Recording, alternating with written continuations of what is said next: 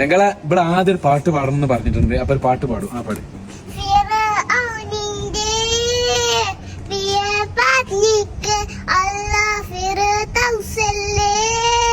കൊടുത്ത കേൾക്ക് നിറമാനുള്ള കഥയും കേട്ട് രണ്ട് നയനം കൂട്ടി ഇന്റെ മകളുറങ്ങ്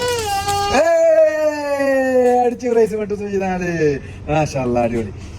സൂപ്പർ ആയിക്കണ ചോക്കാം. സൂപ്പർ ആയിക്കണ പൊളിച്ചിക്കണ്. പിന്നെ ജീവിതകഥ വീണ്ടും തുടങ്ങുകയാണ്. അപ്പൊ പലരും ചോദിക്കുന്നുണ്ട് നിങ്ങൾക്ക് ഫസ്റ്റ് മാസം ശമ്പളം കിട്ടിയ എത്രയെന്നാ ചോദിക്കണേ. ഫസ്റ്റ് മാസക്ക് ശമ്പളം എന്ന് പറഞ്ഞാൽ ചങ്കള ഞാൻ പറഞ്ഞല്ലോ 2.5 മാസം കഴിഞ്ഞാണ് ശമ്പളം ഫസ്റ്റ് കിട്ടുന്നത്. അന്ന് 680 ആ ഒരു കാറ്റഗറിയിലാണ് എനിക്ക് കിട്ടിയത്.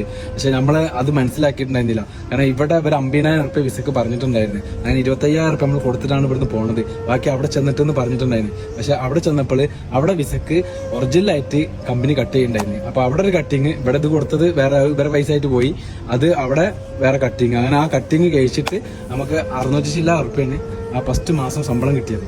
രാവിലെ നീച്ചു പോകണം. രാവിലെ എത്ര മണിക്ക് നീച്ചു പോകണം വെച്ചാൽ ഏകദേശം ഒരു 4:30 മണിക്ക് നീച്ചിക്കാണ്ട് 4:45 ആകുമ്പോഴത്തേന് വണ്ടി ചെന്നിരിക്കണം. അപ്പോൾ എല്ലാവരും നീല യൂണിഫോം ഇട്ടിട്ട് ഇങ്ങനെ ക്യൂക്കും വണ്ടിയിലിട്ടാ. ക്യൂക്കുമ്പോൾ ചിലവര് ഈ കയ്യൂക്കുള്ള ഒരു കാര്യക്കാരെ അതായത് തിരക്കുമ്പോൾ നമ്മളെ അടുത്ത് ടിഫിൻ ബോക്സ് ഉണ്ട്. അതായത് ഫസ്റ്റ് ചോറ്റുപാത്രം, രണ്ടാമത്തെ ചോറ്റുപാത്രം, മൂന്നാമത്തെ ചോറ്റുപാത്രം. അതിൽ കല്ല് ഓർമ്മയുണ്ട്. ഫസ്റ്റ് ചെന്ന് ഇറങ്ങിയ കുറച്ച് ദിവസം കഴിഞ്ഞിട്ട് ഞങ്ങൾ സൈറ്റ് മാറിയപ്പോൾ ഞാനും ഹുസൈൻ എന്ന ചങ്കുണ്ട്, നമ്മളെ കുടുംബക്കാരൻ തന്നെ. അവന് കൂടി നമ്മളെ നാട്ടിലത്തെ മാതിരി ഞങ്ങൾ നാട്ടിൽ വയറിങ് ഒപ്പെടുത്തിയ ആൾക്കാരല്ലേ. അപ്പൊ ഇവിടെ നമുക്ക് പ്ലംബിങ്ങിന്റെ പണിയായിട്ടല്ല നമ്മൾ ചെന്നിട്ടുള്ളത്. അങ്ങനെ വട്ടളഞ്ഞിട്ട് ഇങ്ങനെ ഇരിക്കാം. അതായത് ഭക്ഷണം കഴിക്കാൻ തിണ്ടുമലൊക്കെ നല്ല സൂപ്പറായിട്ട് അവൻ അപ്പുറത്തും ഓർമ്മേന ഉണ്ടെന്ന് വരുമ്പോ തന്നെ അത് കാണുന്നുണ്ട്. അങ്ങനെ ബന്ധുങ്ങാണ്ട് അലമാക്കിന്റെ ചീത്ത ഞങ്ങൾക്കാണെങ്കിൽ അറബി അറിയില്ല. ഞങ്ങളോട് വരെ അറബി ഒരു പൊടി അറിയില്ല. നമ്മളിങ്ങനെ പള്ളിക്ക് ചെന്നിരുന്ന മാതിരത്തെ കഥ ഇങ്ങനെ അറബി പറയണേ. അവസാനം ഞങ്ങൾക്ക് മനസ്സിലാവണിയാന്ന് അവനക്ക് മനസ്സിലായി. അപ്പൊ ഓൻ എന്ത് ചെയ്ത് ഒരു ഇന്ത്യക്കാരനെ വിളിച്ചിട്ട് ഇന്ത്യക്കാരനോട് പറയാണ്ട് പറഞ്ഞു കൊടുത്തിട്ട് അത് പറയാൻ പറഞ്ഞു. ഹിന്ദി ഉണ്ട് അറിയുന്ന ഞങ്ങൾക്ക് ഹിന്ദി അറിയില്ല. അങ്ങനെ ആ ഹിന്ദിക്കാരങ്ങനെ വരച്ച് കാണിച്ച് പലതും ചെയ്തു കൊടുക്കുന്നുണ്ട്. പക്ഷെ അങ്ങനെയൊക്കെ കൂടി മനസ്സിലായി ഞങ്ങൾക്ക് 9 മണിക്ക് ശേഷമായി എന്ത് കഴിക്കാൻ പാടുള്ളൂ, ഭക്ഷണം കഴിക്കാൻ പാടുള്ളൂ. നിങ്ങൾ മനസ്സിലാക്കണം, നമ്മൾ രാവിലെ 4:45 വണ്ടി ചെന്നിരുന്നിട്ട് മുഖം ഇത്ര പോരം കണ്ടാ കഴുകുക. കാരണം വെച്ചാൽ കണ്ണുമൊക്കെ കഴുകിയാൽ കണ്ണിന്റെ ഉറക്ക് പോകും. മനസ്സിലാണ്ടേ? ഉറക്കം പോകണ്ടെന്ന് വിചാരിച്ചു. അതായത് വണ്ടിയിൽ ഒരു 1/2 മണിക്കൂർ ഓട്ടമുണ്ട്. ആ 1/2 മണിക്കൂർ ഉറങ്ങാലോ എന്ന് വിചാരിച്ചിട്ട്. പിന്നെ മാത്രമല്ല സൈറ്റിൽ ചെന്നാൽ 6 മണിക്കാണ് ഡ്യൂട്ടി തുടങ്ങുക.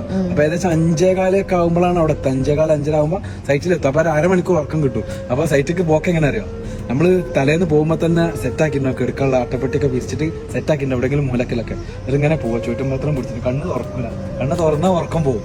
അങ്ങനെ പോയിട്ട് അവിടെ പോയിട്ട് കിടക്കും. ചീത്ത അങ്ങനെ ഫോർമാൻ വിളിച്ചിട്ട് ഒരിക്കലും ചീത്ത അറിയുന്നുണ്ട് മൂപ്പരാള്. അങ്ങനെ ഞങ്ങളോട് പറയാന് ചീത്ത പറഞ്ഞപ്പോൾ നമ്മള് ഇത് ഇത്ര ഇതാക്കിയില്ല. അങ്ങനെ ഫോർമാൻ പറഞ്ഞാൽ എന്താ അവിടെ കാട്ടി? ഞങ്ങൾ ഭക്ഷണം കഴിച്ച്. കാരണം ഞങ്ങൾ 4:45 നമ്മൾ പോരുന്നതല്ലേ. അതും സെല്ലാജ് ഉണ്ട്. ആ സെല്ലാജിൽ നിന്ന് വെള്ളം ഇങ്ങനെ കുടിക്കും രാവിലെ. പലരും പല്ല് തേക്കും. അതൊന്നും ഇതിൽ ഇട്ടുകൊണ്ടാണ് പോക്ക്. രാത്രി തന്നെ കിടക്കുമ്പോ യൂണിഫോം ഇട്ടിട്ട് ചിലവർ കിടന്നിരുന്നത്. എനിക്കെല്ലാം ഓർമ്മയുണ്ട്. സോക്സ് കര ഇട്ടിട്ട് കിടക്കും. പല്ല് പകുതി തേച്ചിക്കാണ്ട് നമ്മളൊക്കെ രാവിലെ പല്ല് തേച്ചിക്കാണ്ട് നേരെ സെല്ലാജിൽ നിന്ന് ഇങ്ങനെ വെള്ളം കുടിക്കും. നേരെ തണുത്ത വെള്ളം കുടിച്ചിക്കാണ്ട് നേരെ സൈറ്റ് പോക്ക്. അപ്പോൾ 9 മണിന്റെ മുന്നേ തന്നെ നമുക്ക് വിശക്കൽ തുടങ്ങും. കാരണം 6 മണിക്ക് ഡ്യൂട്ടി തുടങ്ങി 7-8 മണിയൊക്കെ ആകുമ്പോൾ തന്നെ വിശക്കും. കാരണം ഇന്നലെ തിന്ന് കിടക്കണല്ലേ. ഞങ്ങള് ആദ്യം എന്ന് പറഞ്ഞാൽ കുറെ ആൾക്കാർ മെസ്സ് ചെയ്യുന്നു. പിന്നെ അത് നേരെ എന്താക്കി 5 ആൾ മെസ്സായി. 5 ആൾ മെസ്സാണെങ്കിൽ തന്നെ ഏകദേശം 15 ആൾക്കുള്ള ഫുഡ് ഉണ്ടാക്കും. എന്നാലും അതെന്താ വെച്ചാൽ 5 ആൾക്കുള്ള ഫുഡ് എന്താ 15 ആക്കെന്ന് തോന്നും. എന്താ വെച്ചാല് നമ്മൾ രാത്രി തിന്നണം. രാത്രി ഉണ്ടാക്കണം. രാത്രി തന്നെ തിന്നണം ഒരു ട്രിപ്പ്. രണ്ടാമത്തെ ട്രിപ്പ് പറഞ്ഞാല് രാവിലെ 9 മണിക്ക് ഒരു ഐറ്റം ഒരു ടിഫിൻ ബോക്സിൽ ഒരു ചോറ് തിന്നണം. പിന്നെ ഉച്ചക്ക് അടുത്ത ടിഫിൻ ബോക്സിൽ ചോറ് തിന്നണം. അത് ചൂടാണെന്നുണ്ടെങ്കിൽ ചൂട് കാലത്ത് നമ്മൾ സൈറ്റിൽ ഇത് കൊണ്ടുവെക്കുമ്പോൾ ചൂടിന് ഇത് പുളി പീഞ്ഞ് കൂടുതൽ പറഞ്ഞില്ല എന്നുണ്ടെങ്കിൽ കറി കേടരും. അപ്പോൾ നമ്മൾ വെറും പച്ചവെള്ളമൊക്കെ കഴിച്ചിട്ട് ഉപ്പിട്ടിട്ടൊക്കെ പലജാതി തീറ്റി തിന്നു. പ്രാവശ്യം മത്തിക്കറി ഉണ്ടാക്കി എല്ലാം ഓർമ്മയുണ്ട്. മത്തിക്കറി എത്രയും വലിയ ചമ്പട്ടിൽ മത്തിക്കറി ഉണ്ടാക്കി ഇപ്പൊ ഓർമ്മ.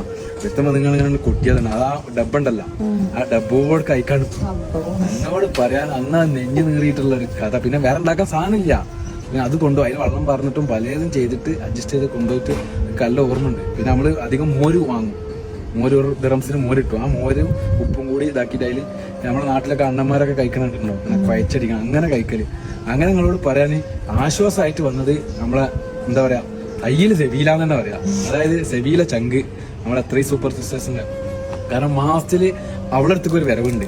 ഒരു 1.5 വരവാണ്. ആശ്വാസത്തിന്റെയും സമാധാനത്തിന്റെയും വരവാണ് അവളുടെ അടുത്തേക്ക്. അവളുടെ അടുത്ത് അന്നൊന്നും സ്ഥലം ഉണ്ടായിരുന്നില്ല. സ്ഥലം ഇല്ലെങ്കിലും ആ ചങ്ക് വിളിച്ചു വരുത്തും. ബാബോക്ക എങ്ങനെയെങ്കിലും നൗഷാദ് എന്നാണ് മൂപ്പര് 2 തണിക്കാരനാണ്.